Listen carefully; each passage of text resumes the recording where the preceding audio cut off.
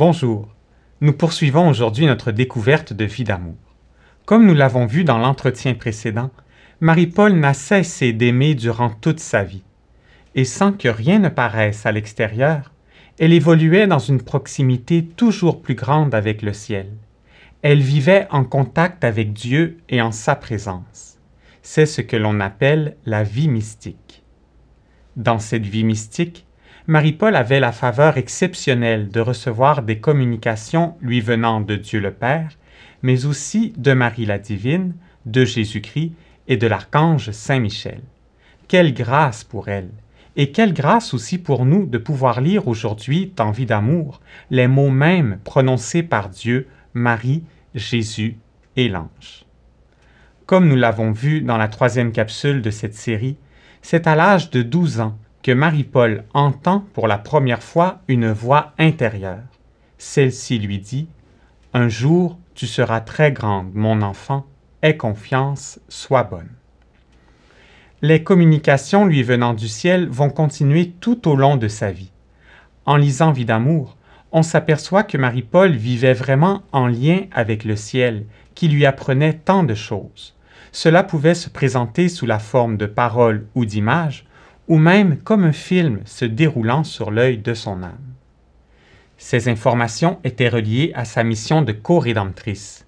Elle recevait donc toutes sortes d'indications, comme des ordres à exécuter, l'annonce d'événements futurs ou des pièges de l'adversaire à contourner, ainsi que des indications mettant en lumière son propre mystère. Le ciel savait aussi l'encourager afin qu'elle n'abandonne jamais. Est-ce que c'était l'imagination de Marie-Paul qui lui jouait des tours? On peut bien se poser la question, mais il est facile d'y répondre, car cela paraît complètement impossible. Les faits annoncés à Marie-Paul finissaient toujours par se réaliser d'une manière qu'elle n'aurait pas pu prévoir ni planifier elle-même. C'est donc Dieu qui était présent pour la guider, lui qui sait toutes choses et dont la providence agence les événements en vue de la réalisation de son plan d'amour.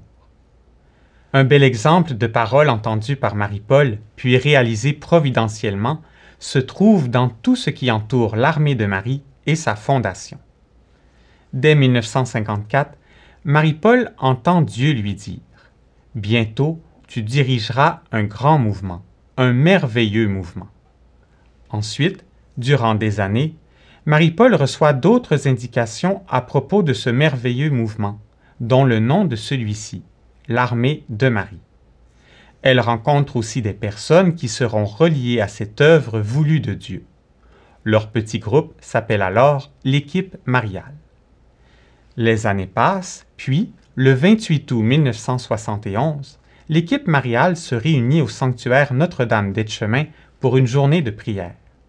La date et le programme de la journée sont donnés par le ciel à Marie-Paul. Celle-ci respecte tous les détails.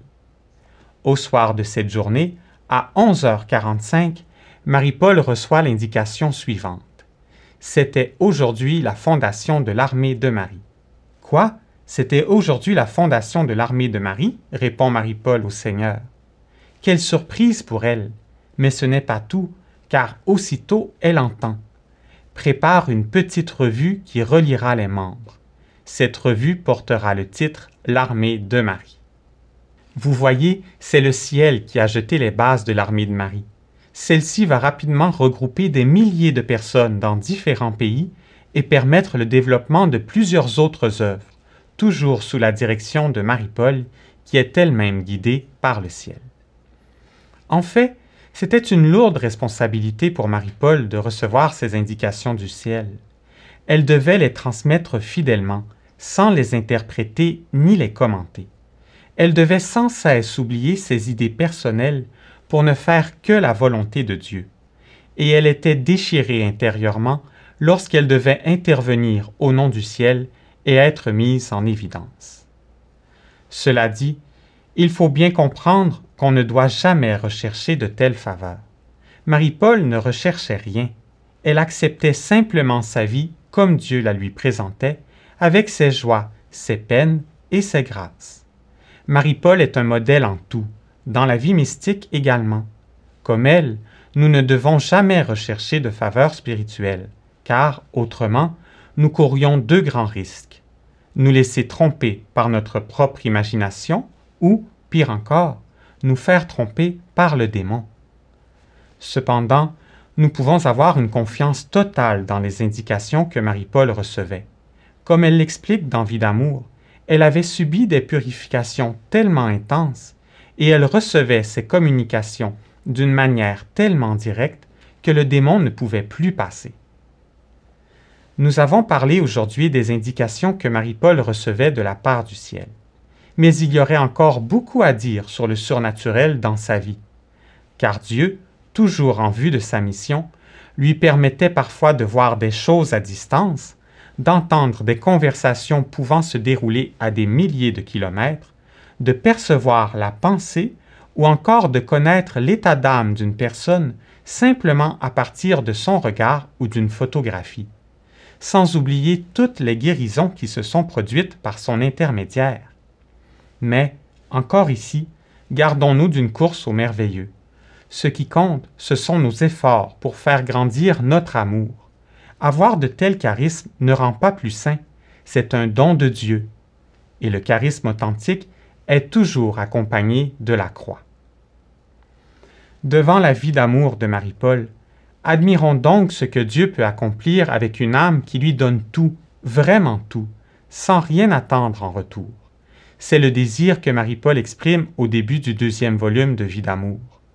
Je souhaite que ce récit devienne la plus grande preuve de la réalité divine, de l'action de Dieu dans les âmes. Sur ces mots de notre maman, je vous donne à présent ma bénédiction. Que la divinité tout entière vous bénisse, le Père et le Fils, la Mère et la Fille, dans l'unité de l'Esprit. Amen.